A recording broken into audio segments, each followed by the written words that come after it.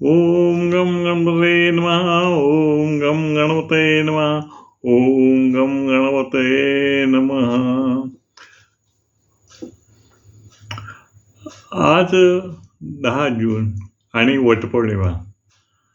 अर्थातच आज सर्व स्त्रिया वडाची पूजा करतात आणि वडाची पूजा करताना थोडक्यात काही जण मुहूर्त बघतात.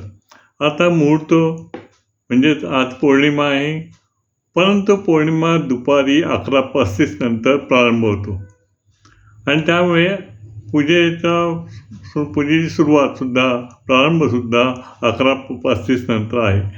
परंतु काही वेळेला पूजा 11:35ला म्हटल्यानंतर पौर्णिमा आज किंवा उद्या असा लोकांचा समज होतो. परंतु आज मंगळवार म्हणजे कुलस्वामिनीचा वार आणि म्हणूनच वटपौर्णिमा आज अत्यंत सुंदर असा मुहूर्तावरतीच पूजा केली जाते.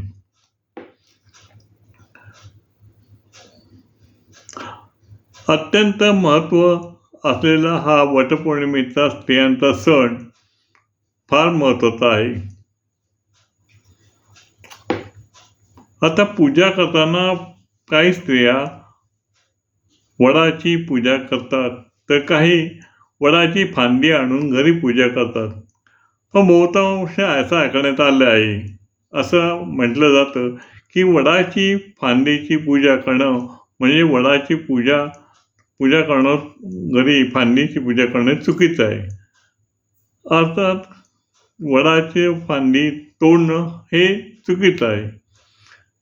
आता आपण वडाचे लहान रोप घरी आणून कुंडीत लावून त्याची पूजा केली आणि ती कुंडी नंतर बागेत ठेवली किंवा त्याचं वृक्षारोपण केलं तर ते अतिशय उत्तम आहे. परत आता महत्त्वाचं म्हणजे वडाचे झाड हे 100 वर्षाहून अधिक काळ टिकणारे आहे आणि म्हणूनच त्याची पूजा केली जाते. आणि दुसरं म्हणजे वडाच्या झाडाची पूजा करण्याचा हेतू दुसराही असा आहे की ब्रह्मा, विष्णू आणि महेश या 3 देवांचं पूजन केलं जातं.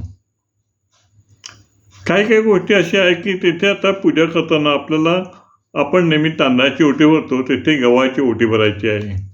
ओटीमध्ये गहू वापरायचे आहे. दुसरं म्हणजे पूजा करताना 4 रंगाच्या साड्या वापरायच्या आहेत. फक्त बाकी काळा आणि पांढरा रंग वापरायचा नाही आहे. तर पूजेला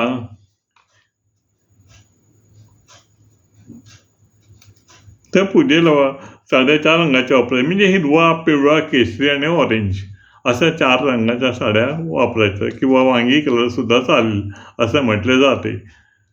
असं ऐकिवात आहे. जे ऐकिवात आहे आपल्याला माहीत नाही आहे ते मी कुठल्याला सांगावं हाच हेतू आहे. आता वडाच्या पूजेची तयारी आपण करतो त्यावेळेला काही गोष्टी अशा महत्त्वाच्या असतात. वडाची पूजा करताना पहिले गणपतीचं पूजन करावं.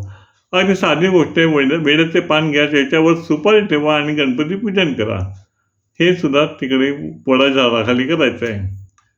दुसरं म्हणजे अतिशय महत्त्वाचं म्हणजे सुताची गुंडी, म्हणजे सुताची गुंडी आपण सूत गुंडाळतो 7 प्रदक्षिणा मारायच्या आहेत.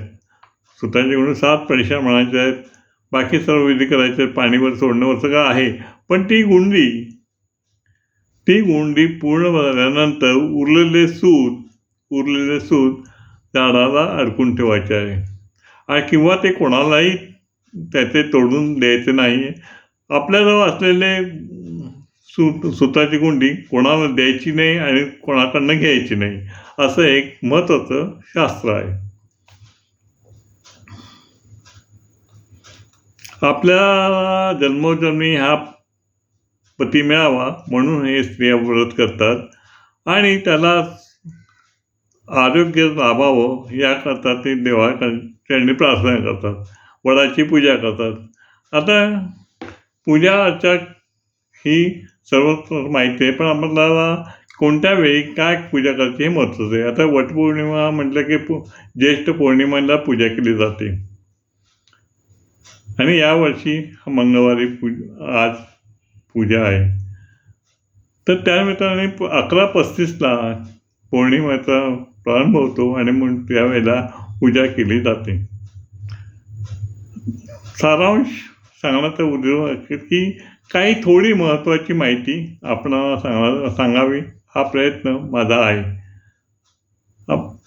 आपल्या हिंदू धर्मामध्ये असलेले सण, व्रत ह्याच्याबद्दल माहिती थोडक्यात सांगण्याचा माझा उद्देश आहे. नमस्कार. ओम गम गणपतये नमः.